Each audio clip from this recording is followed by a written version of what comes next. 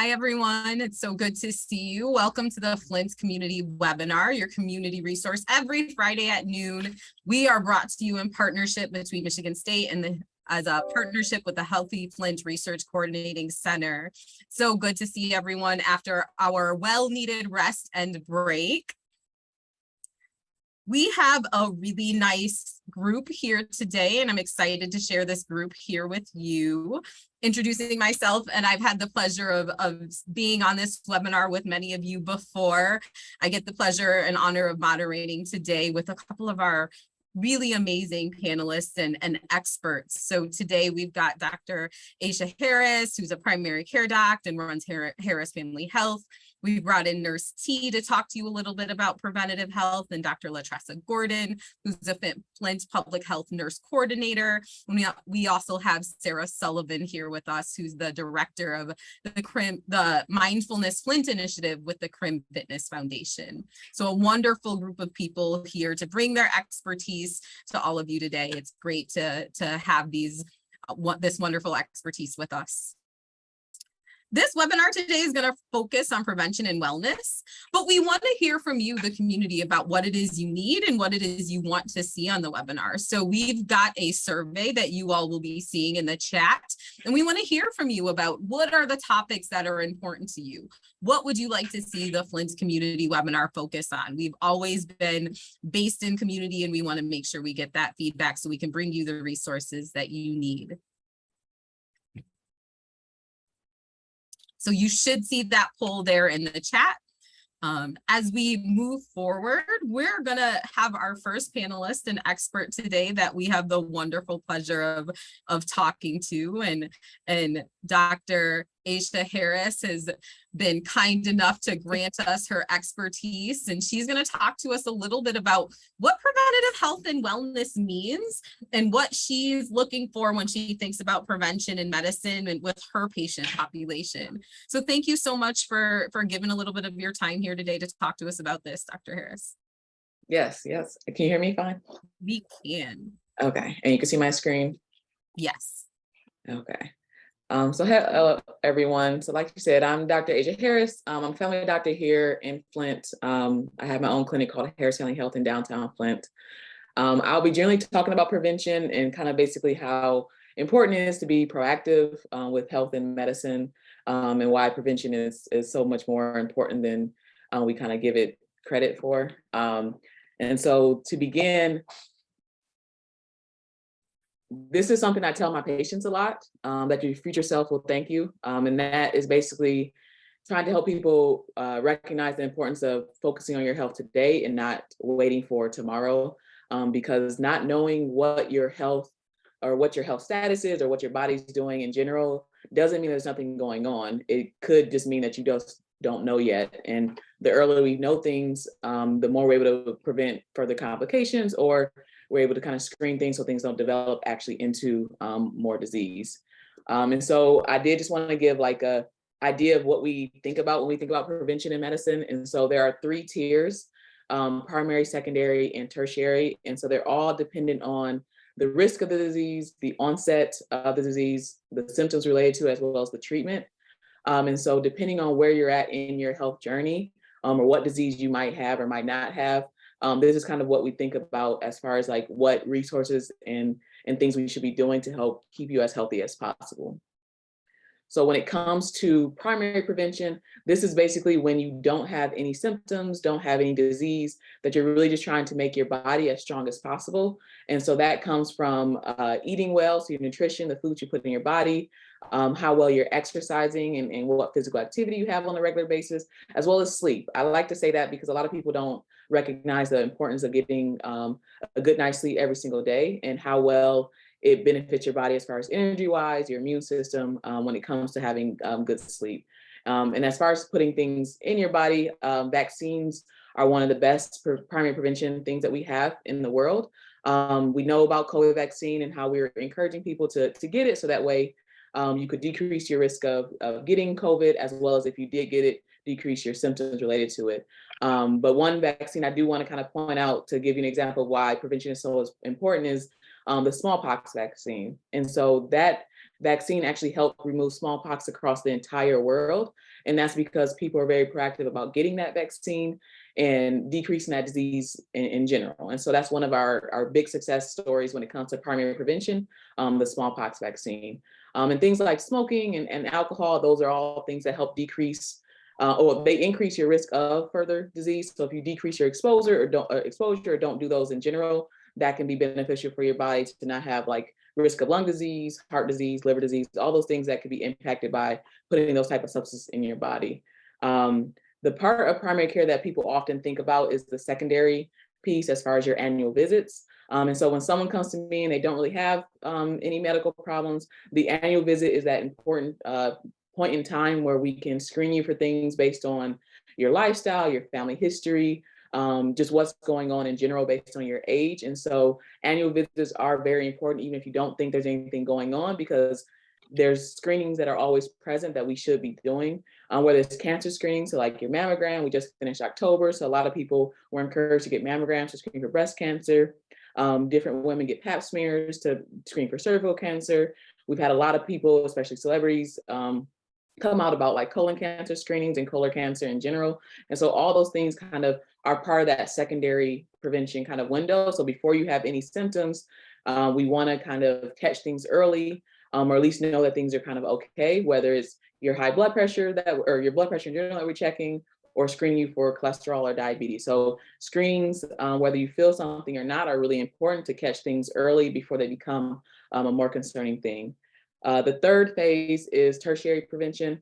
So this is the point where like people are more likely taking medications. You can take medications in the initial point of a disease before you have symptoms, and that's where we kind of encourage a lot of care. So that way, before you have signs or symptoms, you are managing as best as possible. So in tertiary prevention, that's where we kind of do full force. It's your lifestyle changes, your nutrition, exercise, trying to recommend different medications that work for your body. For some people, that may be referring to specialists. For some, it might be getting surgeries. So this is the time that we're really trying to treat the disease as best as possible. So that way we can either reverse it and stop it, or slow down the progression. Because one of the things that we don't want people to have is a disease that's going untreated. It's going untreated, it's getting worse. And down the line, for me, especially as a primary care person, if it gets too bad, you actually decrease your options as far as treatments, and things become less and less reversible. And so we really want to mitigate those concerns and get people on the right resources and medications and treatment plans as possible. This right here is an example of the USPTF, United States Preventative Task Force. They do research all the time regarding the general population recommendations for screening, whether it's STD screening, cancer screenings, getting your vaccines on a regular basis, diabetes and cholesterol screenings. All these are based on your gender, your age, and kind of what's going on overall. But if you have a family history, you have specific exposures, that kind of shifts when you might need to get screening. But this is a very generic, general population recommendation. So you can see that at every age group, people are recommend to have some sort of screening. So you cannot be going to the doctor, but you're missing your opportunity to get screened for various things. I did want to talk, so I was trying to think of like an example of how to like understand the prevention on like a bigger scale. And so I thought about this game Jenga, which I'm not that good at, but I think I'm a little bit better than most people, maybe. So if you have Jenga, you can think of like your body being the first phase. Like you just stacked everything up, everything's tight, no one's doing anything, all the pieces are set, and like it's very sturdy, very healthy. Your nutrition, your diet, your exercise, all those things are kind of well in place. But the secondary prevention is the point where things start to fall apart a little bit. You're not truly playing, but things are, a little bit looser, or something kind of fell off that you didn't expect it to fall off. So this is the part of your health where your diet might not be as best as possible. You might not be sleeping as well. Whatever age or family history you have, there's different screenings that we should start looking into. So you might be feeling really, really healthy, but you go to your annual visit and we screen you for diabetes, and we check your blood pressure, and we actually find out that you have diabetes and high blood pressure, not because you have symptoms, but because you came to your visit and we checked you out and based on the criteria, you kind of met some of the minimums for that disease. And so this is where you don't have symptoms, but you do have a disease, and this is our opportunity to control it as best as possible, so that way it doesn't cause you to have symptoms and signs and not feel as healthy as you should. And then the third part, as far as tertiary prevention in the game, this is when you're playing, life is really coming at you, it's taking pieces, and you're really trying to like rebuild your body and rebuild your like health in general. And so for some, this is your diet, your exercise, it's taking your medications, and you're really trying to put more positive into your body than the negative things that are getting removed from it. And so those negative things are the complications, the disease becoming worse, you developing other diseases because of uncontrolled diseases. So it can kind of go into this chain reaction of things getting worse if you don't kind of address it. And we all know Jenga, as you kind of play longer and longer and you aren't rebuilding the structure very well, it can get weaker, and then eventually it does topple over, and that's where people end up circulating in the hospital a little bit more, or even eventually kind of passing away because of their medical problems. So we don't want someone to get so far gone that it's irreversible. We want to have people go to the doctor regularly, take their medications, address their diet concerns, address their stresses, whatever kind of exposures they have, we want them to address it, so that way we can decrease their chances of having more complications. So prevention is not always like nothing's going on. Sometimes it's really focusing on where you're at right now, so we can prevent further problems if you do develop a disease in general. And then I did want to say, I kind of talked about this, the other side of the tertiary prevention, if you aren't preventing something, you're letting the complications slowly develop. And for some, like I said, that can be really deadly or just irreversible in general.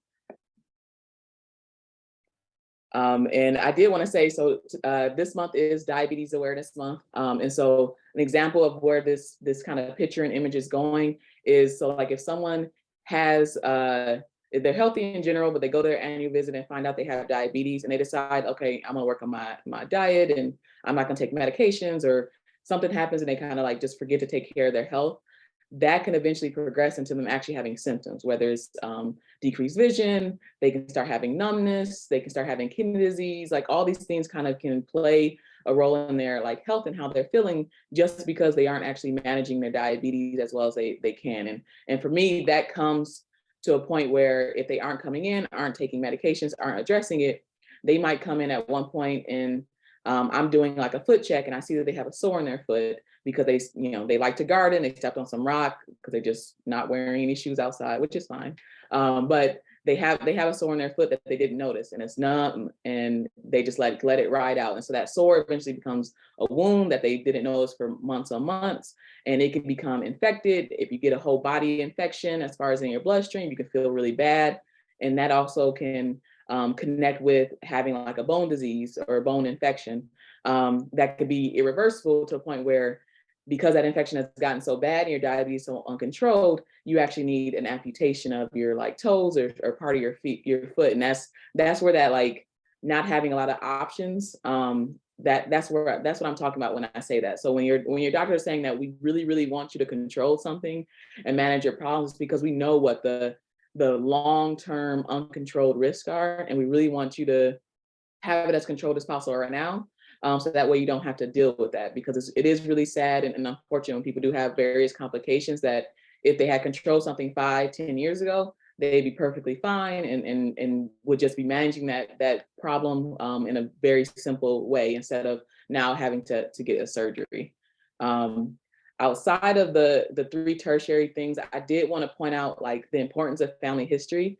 And so there are general recommendations for like screenings and managing problems, but the more you know about your parents, your aunts, uncles, your siblings, all that plays a role into like when you might need a screening. Like you may need a cancer screening a little bit earlier, you may need a diabetes screening a little bit earlier, but it also kind of motivates you to work on your nutrition, work on your exercise, because so-and-so in my family has this problem and I really have seen how they've had to like deal with it. I don't really want that to happen to me. And so it's motivating on a personal level to get your health together, but it's also, if you do have a medical problem, to educate your family about your medical problem so that they can be more proactive about their health, and your generation and family lineage can be as strong as possible.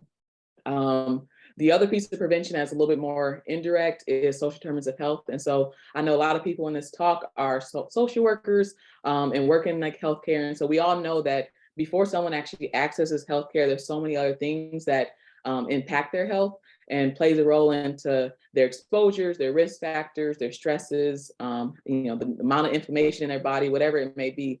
Social determinants of health play a huge role. So the environmental things going on, the work environment, someone's housing situation, their education situation, all those things play a role in someone's health. And so even outside of what someone's doing in their primary care or specialist appointment kind of setting, we do want to recognize that the things that are happening in our community are also part of the prevention like bubble or window that we should be addressing and trying to strengthen as much as possible so our community is as strong as possible.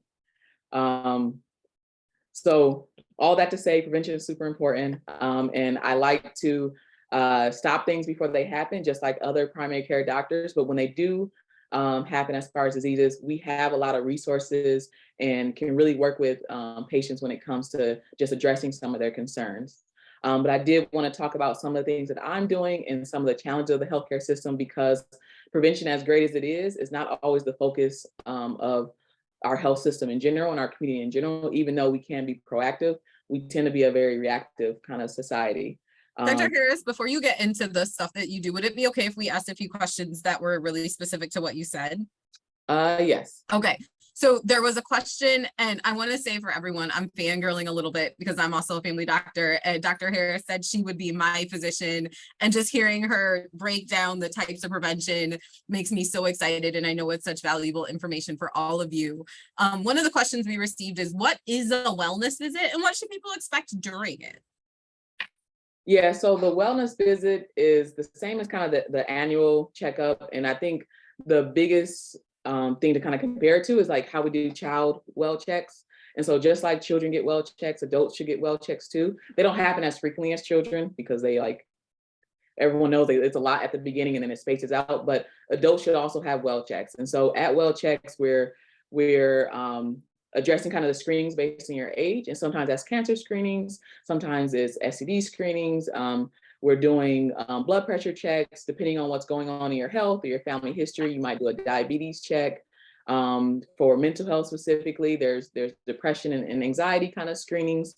Those are probably like the main things. And as you kind of get older, there's different kind of vaccines that are recommended outside the flu vaccine, depending on your age and some of your like medical problems. And so the wellness check is kind of taking the general population recommendations for screenings, but also being very specific to whatever medical problems your family history may present, or what other screenings or checkups your personal medical problems may have. And so it's a way to say, okay, let's do an overarching view of your health and make sure we just check off some things so that way we catch things early. The whole point of the wellness check is to catch things early or maintain the healthiest status that you have. Fantastic. Thank you so much. I want to leave a few minutes for you to talk about the exciting endeavors that you have planned and how people can maybe have you as their own physician. Yes. So I am starting a clinic in downtown Flint. And one of the motivations of that clinic is some of the frustrations of the healthcare system. And so I talked about prevention, and we all know that depending on the amount of time you have, the access you have, like sometimes preventing things is not as easy as we would hope it to be. And so this is just a short list of some of the challenges that people have with the healthcare system, whether it's financial things, time with your doctor, feeling like you're not being heard sometimes. And so I'm trying to address all these things in a more kind of hassle-free, less barrier, really kind of genuine approach to medicine. And so my clinic is going to be a direct primary care clinic located in downtown Flint. And that means that it's a membership-based, comprehensive, transparent, affordable primary care service that doesn't bill insurance. And so some of the things with the healthcare system, its challenges are with insurance and kind of the no's that come with that, but also the expensive pricing that comes with that too. And so there's little kind of picture shows that's like me and the patient. As far as that direct relationship, instead of the insurance company the administrators, regulators. It's a very direct communication and relationship overall. And so I'm kind of breaking down how people access and experience health in general, and kind of imagining how I would want to kind of see my doctor and really have this like approachable, genuine experience where we're getting down to business as far as like helping you with your healthcare, helping with your concerns, but also having like a true relationship. So I can understand your work life, your school life, your family life. Having a lot more time can make a really big difference to decrease your risk of things, prevent future things, but also feel like you are empowered to manage your current medical problems.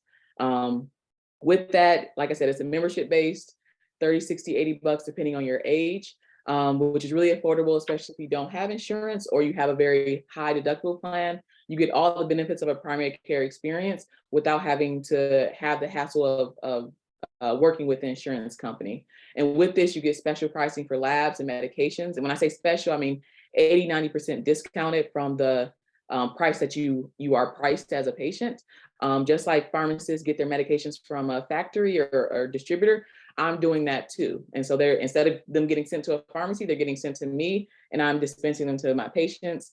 Labs, just like people get regular labs in different places, I'm able to order those, able to get this discounted price. So that way people are able to access care without the burden of this extreme like expense, and feeling like they also have a lot of more time and access to their doctor.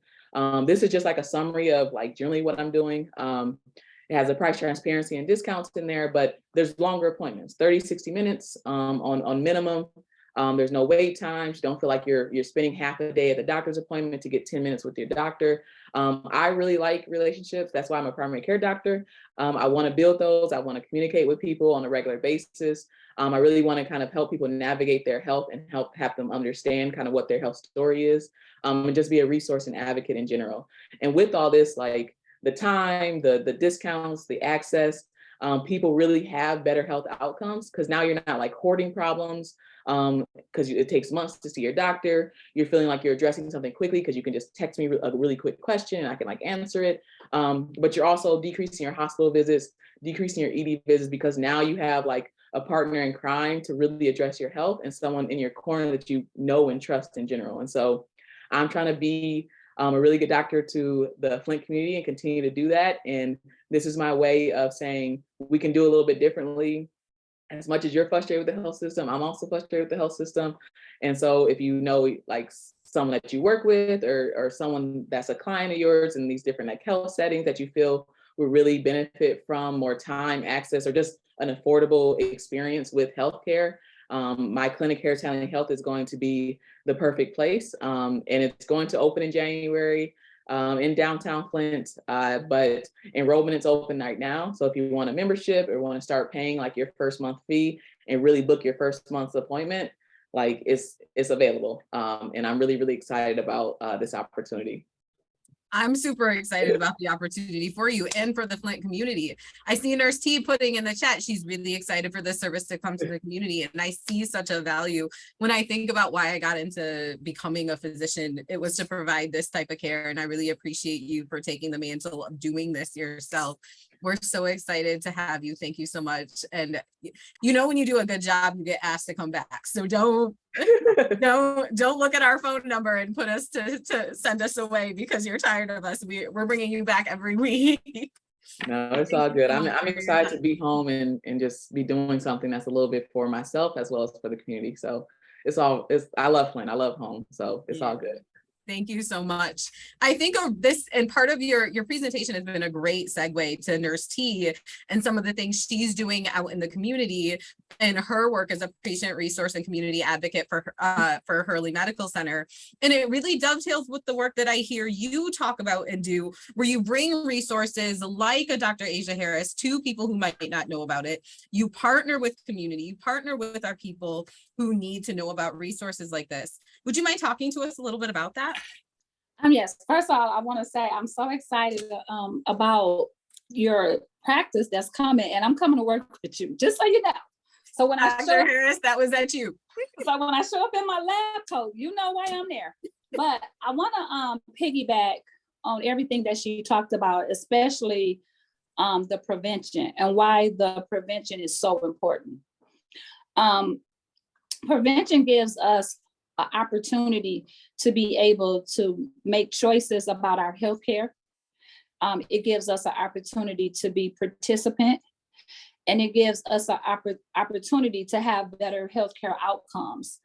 The problem is that a lot of our community patients and residents are afraid. There's fear. They don't know what they don't know. And a lot of times when they do come to the hospitals, it's in the middle of the crisis. So being out there educating before they come to the medical center so that they can understand what's going on with themselves and what's going on with them, with their loved ones. Like for instance, I always use the stages of sepsis. Sepsis can be frightening. But we have 3 stages. You have the first stage, which you may have an infection, which can be treated with antibiotics and some fluids. And then you have that second stage, which begins to start impacting your organs. And then you get through the third stage, which is now most of your organs are damaged. So when you go into the community and you educate them on sepsis, you talk to them in a way that they can understand, that they can be familiar with it. So then when they come to the medical center, the anxiety is decreased, because in the chaos and the concerns and the anxiety of everything that's going on, they can't comprehend that. And then they're freaking out. They can't make wise decisions. All of the myths, like when they hear sepsis, they think about their blood is being poisoned. Then they start blaming people. And then everything just goes haywire at that moment. But it's so important for us to be able to go into the community, have crucial conversations with them, and empower them to activate their healthcare power. So I often use that term as a way to inspire them to take advantage before the opportunity exists when they're behind the closed doors. Because my goal is to get them from their reality, because our reality is our reality. If we're standing behind barriers, which is those social determinants of health, it's our reality. Regardless of, you say, well, you don't need to smoke, you don't need to drink, you don't need to do this, but still I have this reality and I have a lot of barriers that's impacting my decisions. And then when we look at equity, we talk about the fair treatment. Everybody is supposed to have fair treatment, but my reality, sometimes I'm not receiving treatment. Then when you get to equality, it's saying that everybody is deserving, but still my reality is the same. So what I am very passionate about is taking the resident from that place of reality so that they can understand the equity and the equality and get them to that place of liberation. Because if I can get them to a place of liberation where there's comprehension and they understand the medical diagnosis, they understand signs and symptoms, they understand risk factors, they understand the myths. And then now that liberation leads to comprehension.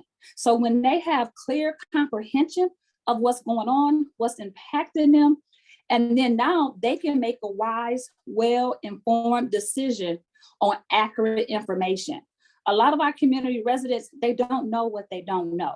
And then even when they do come to the healthcare providers, understanding statistically, when you look at research, everybody is busy. The providers may have 10 to 15 minutes to spend time with you, but when they sometimes come in, they don't have a game plan. They don't know how to communicate their concerns in a way to where it could be beneficial for them at that moment. So educating them, when you go to the physician, tell them the story, tell them the onset of your symptoms, of what happened, and this is how you're feeling. So now the physician has a clear understanding of how to help you, and letting the community know that it's about family, patients, relationships. We have to build relationships.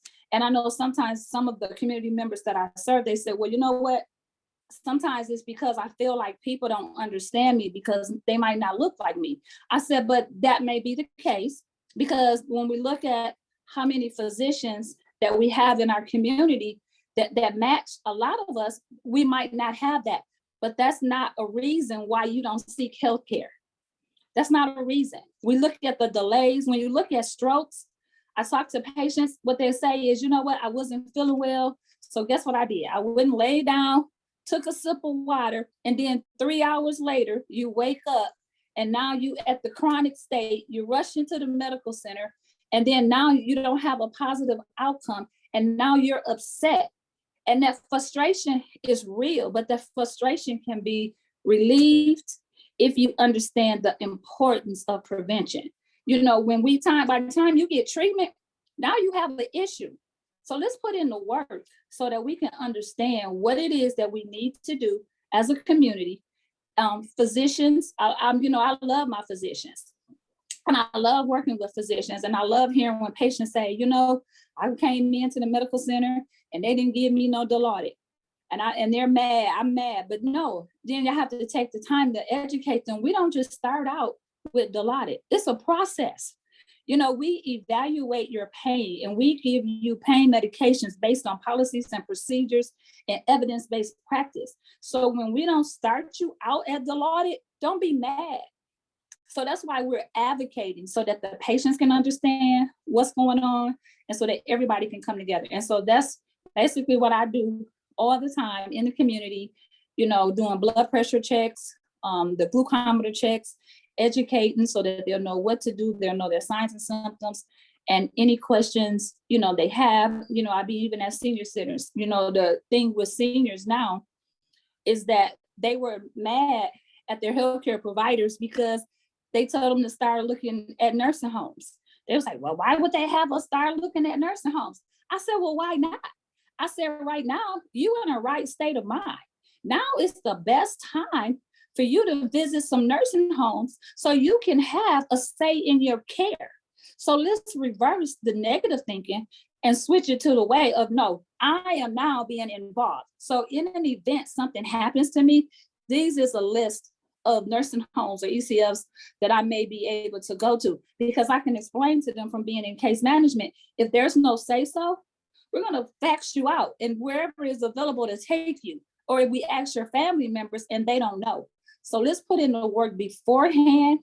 So by the time we get in the middle of a crisis, we're familiar with what's going on. It reduces our anxiety, and it would give us a comfortability level to be able to trust our healthcare providers and everybody at their bedside. Because the ultimate goal is for us to get the patient to a better level of healthcare outcomes. So 100%. Thank you so much, Nurse T. Tell us a little bit about how someone might interact with you, right? So you have talked about all of these really amazing kind of programs where you've talked to patients and you've helped them understand pieces of this. There are people listening in the community right now who are, I want Nurse T to come help explain how I access or use these resources. Tell us a little bit about how they would connect with you and where for your work. So they can call me on 810-262-6100, or they can email me at tmartin1@hurleymc.com. Even when I take blood pressures or I give patients, their checklist, I tell them, call me, follow up with me, or even as an advocate for the community. A lot of times if patients have concerns prior to going to the ED, or they upset in the ED, or they're upset, they'll call me and I'll help them navigate. So they can contact me. It goes straight to my phone, and then within like maybe 24 to 48 hours, I contact them back. And are you primarily working with our Flint patients who are in the ER at Hurley, or are there other places or spaces that you're in where people might find you or interact with you? Yes, I'm everywhere. I'm on all four corners.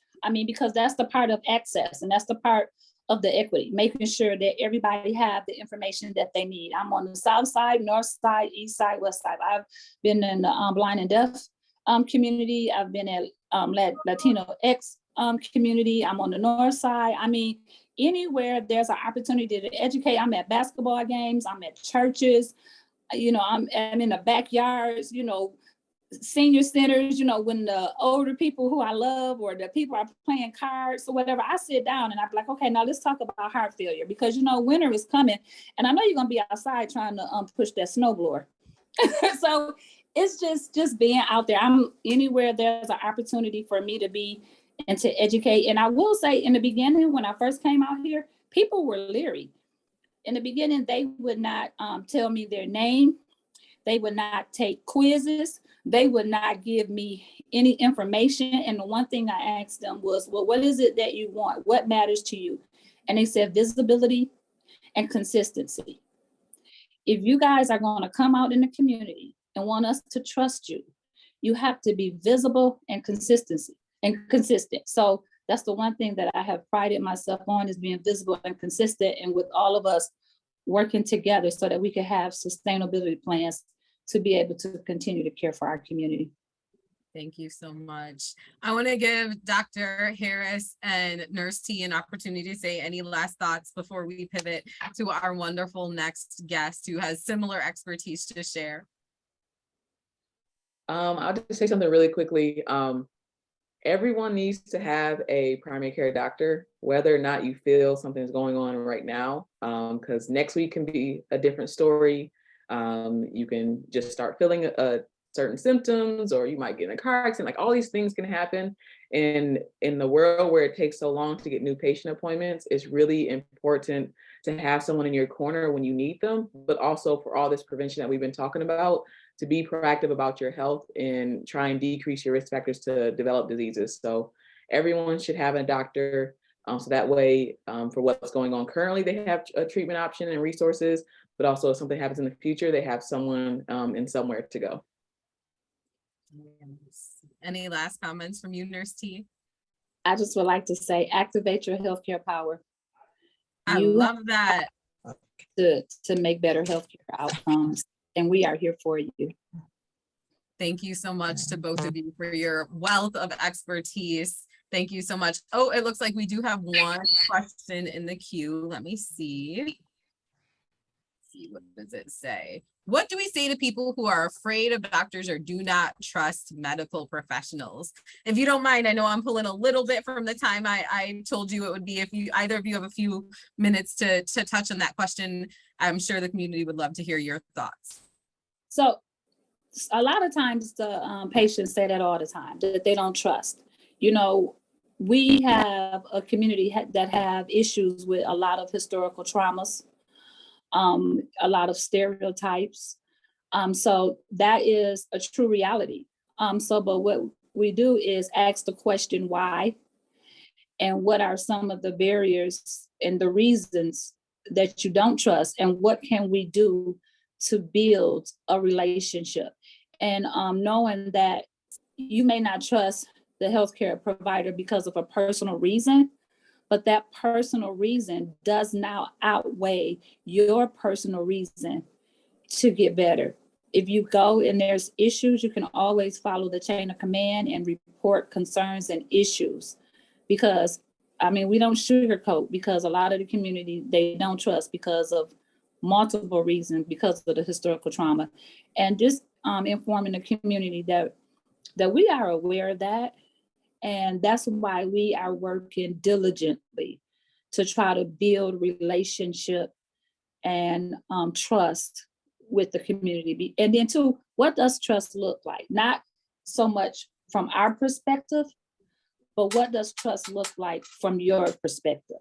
Help us get in a position so where we can meet your definition of trust.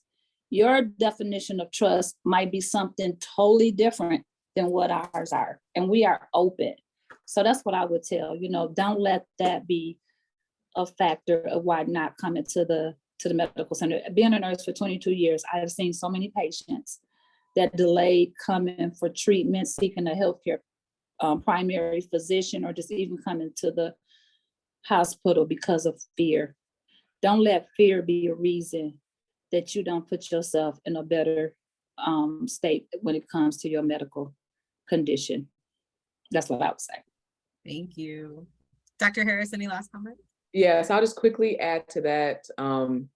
Talking to other people about the doctors or providers they're seeing can be helpful to at least know that they trust so-and-so, so maybe I can go to them.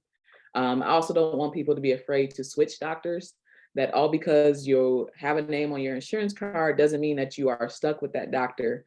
You can really kind of go around and see if you can build relationships, if there's certain expectations that you have for your doctor, and they have expectations for you, like you can communicate those things like overall, like back and forth. But I also want people to be proactive about like educating themselves about their medical problems, asking for resources, asking questions. The doctor may have more to say, but weren't sure that you didn't understand what they were saying or that you actually wanted more information. So ask questions so we can provide you with resources, whether it's mailing you something later or sending you something in the future, or you're giving you a handout in that real time.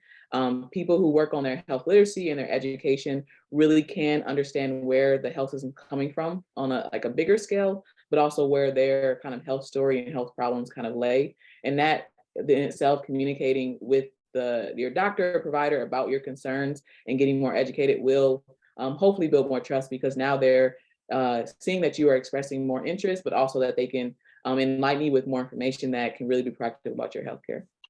Really appreciate that feedback. There are a couple more questions in the chat, and maybe you'll get an opportunity, if you can, to answer them in the chat or as they come up in the Q&A. I want to pivot to Dr. LaTressa Gordon and pivot sort of on that comment about trust and trusted messaging. Our goal with this webinar has always been to bring you trusted resource, trusted, credible messages from experts and people who are in the community, like Dr. LaTressa Gordon, who's a public health nurse coordinator at Michigan United. We're so thankful to have her and her expertise here to talk to us a little bit about her view of prevention and the work that she's been doing. So thank you so much. And I know you're going to talk a little bit about your role and some of the work you do, so I appreciate it. Okay. Oh my gosh, thank you. Oh no, am I still here? Sorry, my phone. Thank you so much for having me here today, and all the valuable partners in the community, like Dr. Harris and Nurse T. Pretty much they just covered the whole thing about prevention. And what really got to me about is your family history. I had an aunt that was 50-something years old. My grandfather had an aneurysm, and she was the ideal of health. So looking at someone ideal weight, can run marathons, she had no idea that she had a variform aneurysm. And she also had high blood pressure, but she thought that she did all the she can modify. She modified her diet, she exercised, she ate well, but you also have to look at that health history. That's something that you can't modify. And so she did not take her blood pressure medication because she thought she can modify it through diet, exercise, and eating. And so she ended up suffering a stroke or an aneurysm rupture due to her blood pressure being high. So we advocate in the community about knowing what your numbers are, knowing your BMI, what your weight is, knowing what your blood pressure is. When we're taking your blood pressure out in the community, if it's high, we're not diagnosing you with high blood pressure. What we're saying to you is this is an indicator that you may have hypertension. You need to follow up with your primary care physician. And we've had some individuals in the community that blood pressure, like 200 over something. And these pop-up clinics that we're doing. So we started out with Michigan United as being public health navigators, providing education on COVID. And it involved while we're out here in this community providing education, building vaccine confidence, addressing vaccine hesitancy, we also said, okay, we're going to add on the other pieces with the blood pressure checks, the BMI, talking about things that are bothering our community that they're not addressing. Why are you not going to the doctor? As Nurse T said, I'm going to pray and lay down. We always say pray, but don't delay, and seek medical attention, because, at whatever faith you are, God, he uses that medical professionals, the trained people that are trained in this and are gifted. So medication is a key. If you prescribe medication, take your medication, talk to your healthcare provider about different regimes that you can do, other modalities in addition to don't stop your medication without seeking your providers, talk with your provider about a plan of action. So that's what we're about in the community, about action, boots to the ground, providing resource. And as Dr. Harris talked about and Nurse T, about health literacy. You can't look at someone and say, oh, they have this degree and they have a high level of health literacy, because health literacy changes with your situation. If you go into the doctor by yourself and they say, well, your lab is off, you might be diabetic, everything goes out the window. Like, wait a minute, what'd you say? And you're not, all you hear is more, more. And then you leave out there like, even myself is going like, wait a minute. And then somebody said, why did you ask this question? I'm like, I don't know. Because when they said that, I was floored. So just knowing before you go, if you have, ask questions, and then don't be afraid to call your provider back and again, like, okay, what was that you said? What do I need to do? Because, those are things that we need to address in the community. But our main thing in the community is being health advocates, providing resources. We've done multiple vaccine clinics, as Nurse T said. We'll go anywhere you want to go. We'll go to your church. We come to churches. We go to had family members. Their whole family came out for us to do vaccine clinic, senior citizens events. So, but we're out there being vaccinated is also a great preventive measure. We're going into the flu season. So we make sure you talk with your provider about all the vaccines that you need to have. But the main thing is we're out there is just, promoting health literacy, providing access and resources for the community. I really appreciate that. I love the pray, but don't delay. The one in my head is faith without works is dead, right? Like that's the one that comes to mind, but your pray, but don't delay is yes. so much better. Yes. Pray, but that's what they pray, but don't delay. Pray, but don't delay. I love that. And you mentioned, right, you threw out this number. You said, we have people in the community with blood pressures 200 over 100. And for people who may not know, can you talk to us a little bit about what that means? Like that is a hypertensive crisis. That is a hypertensive. You need to seek emergency medical attention right away. So that's what we talk about. Don't delay. We had some people like, oh, well, in this event setting, you allow people around. So we know you're moving around, your blood pressure might be elevated. But we usually have them sit down. We have a manual blood pressure check. It's two different, an automatic blood pressure check machine that you can get from your pharmacy versus a manual that has we pump up and it shows us the numbers that we can read it. That's a more accurate one. So we also do that when we have someone that's so high. We provide them with resources like to the Hurley. We don't care where you go, Hurley, McLaren, Genesis, and also the urgent care. We give them all that resource, and we can't force them to go, but we give them, like, listen, you need to leave now. Are you feeling well? Are you dizzy? Are you feeling nauseated? Is your vision changed? Is your balance off? So we ask all those, we go deep into it. We're just not out there just doing a blood pressure check. When we get someone that comes with that number, is so alarming. And we had one event, we did about almost 100. And I tell you, out of 100, 99 was high. People were in the hypertensive range. And so we made, the Nurse T was there to give, oh, this is who you need to see. And also, Dr. that is so awesome.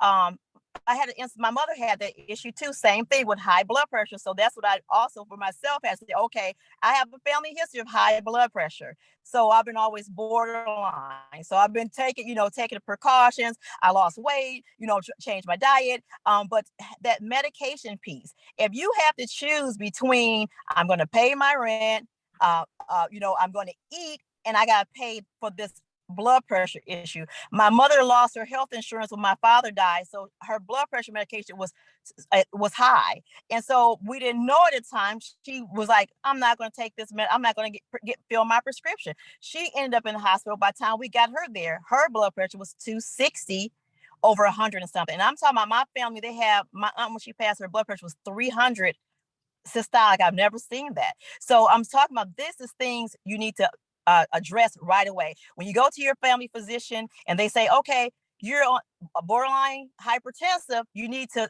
take the measures, address it, take it seriously before you get to that point where you're 300 and have to add so many medications to control it, when you could at the beginning stage, work on it and prevent that stroke, the diabetes and all the things that come along with it. Because once you get diabetes, it's such, it affects everything, your kidneys, your eyes, your nerves, and your feet.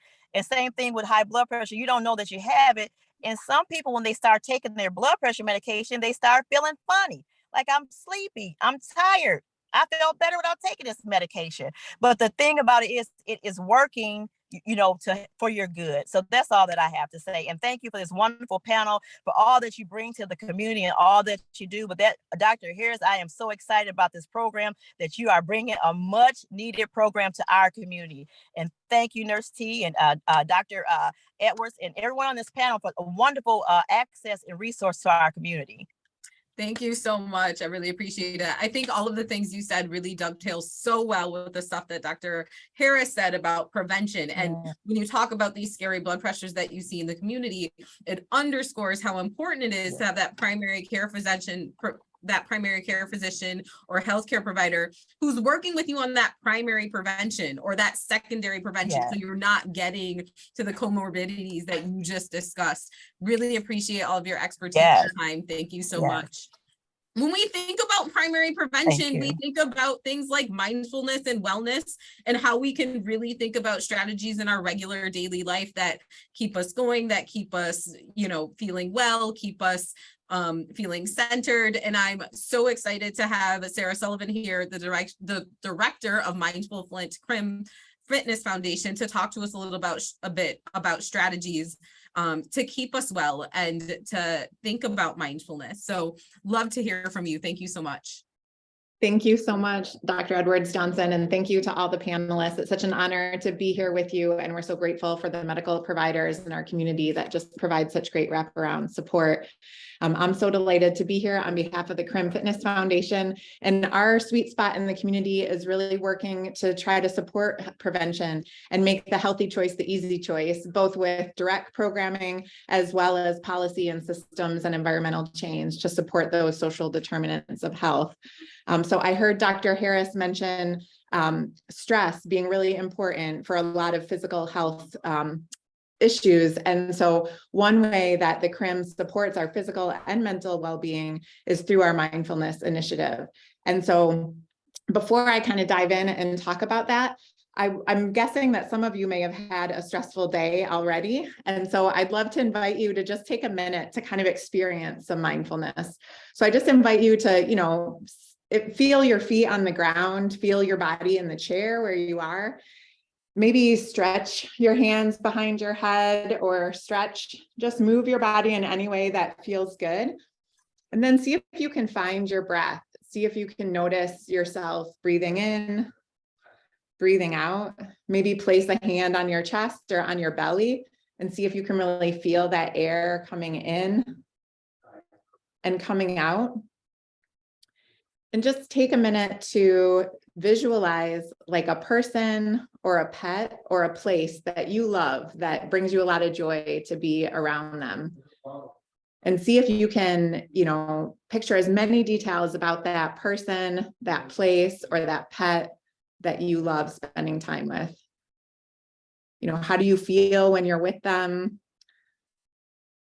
What do they sound like? What do they look like? What is it about that person or place that really brings you joy? And just savor that image for just a moment.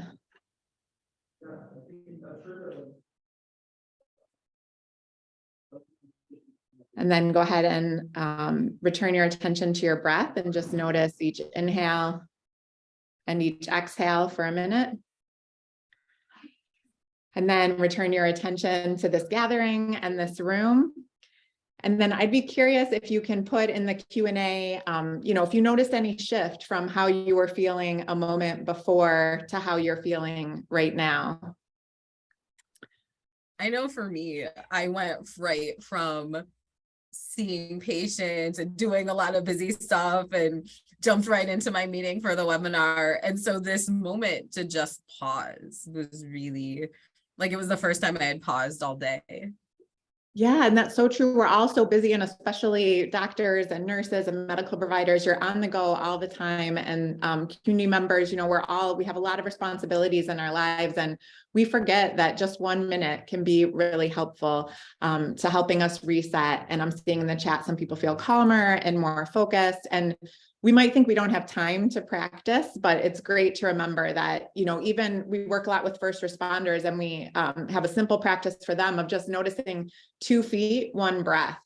That, anytime before you go into a fire, they can just connect with their feet and take 1 quick breath, and that helps them be more grounded.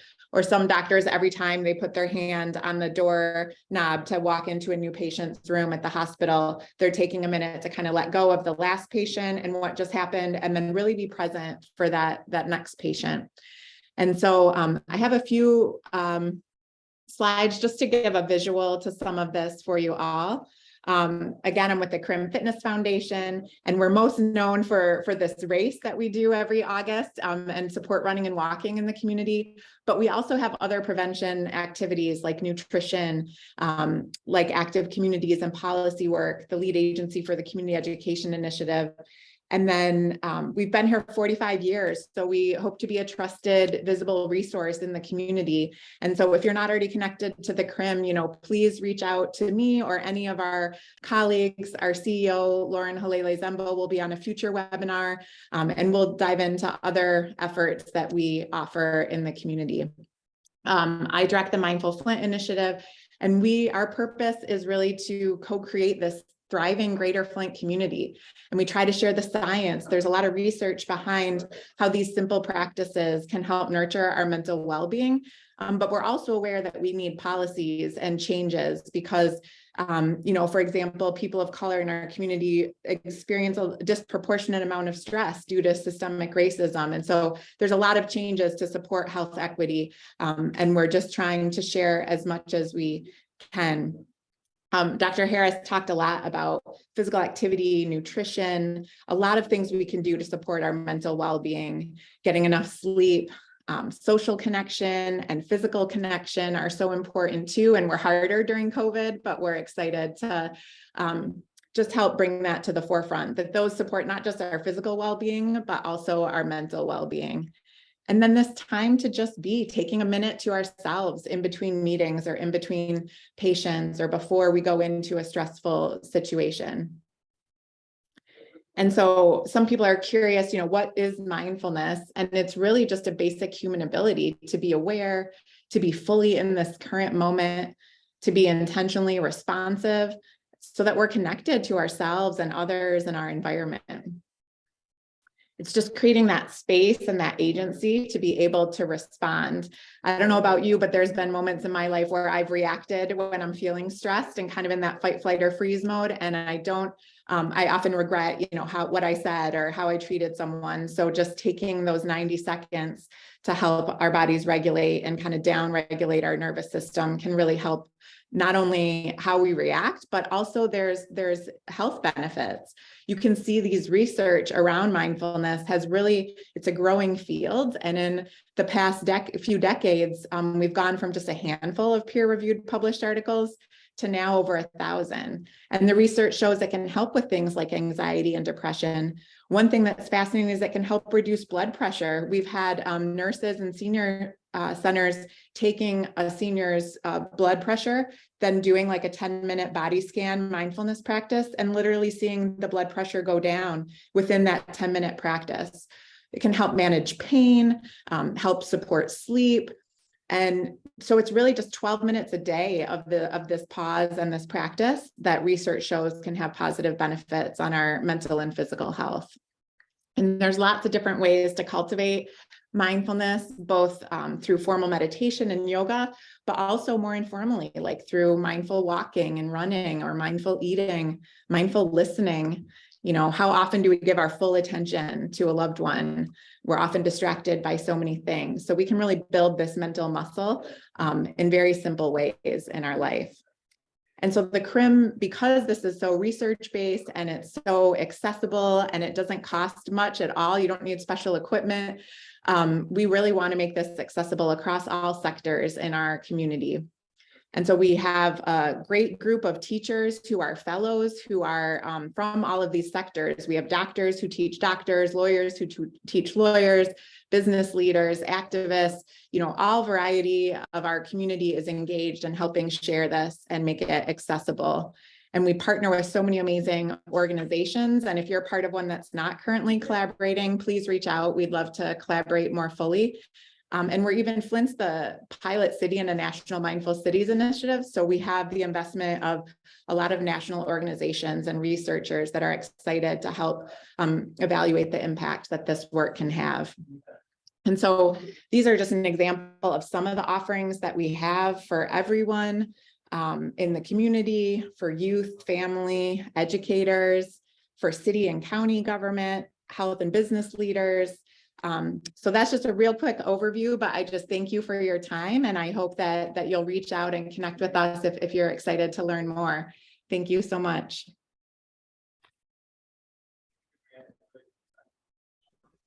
Absolutely. We have in the chat some ways that you can connect with the CRIM organization regarding some of those resources. Thank you so much, Sarah, for coming to talk to us about a few ways that we can highlight our wellness and be thoughtful about that part of prevention. Really quick, before I let everyone go, I want to remind everyone that if you are a social worker or CHW, don't forget to complete the survey that will pop up when you exit the webinar so that you can get your continuing education credits. Thank you so much for your time and your attention today. We're excited to be back. We're going to be back in the coming weeks talking about men's health and pediatric health. It was so nice to see you. We'll see you next time.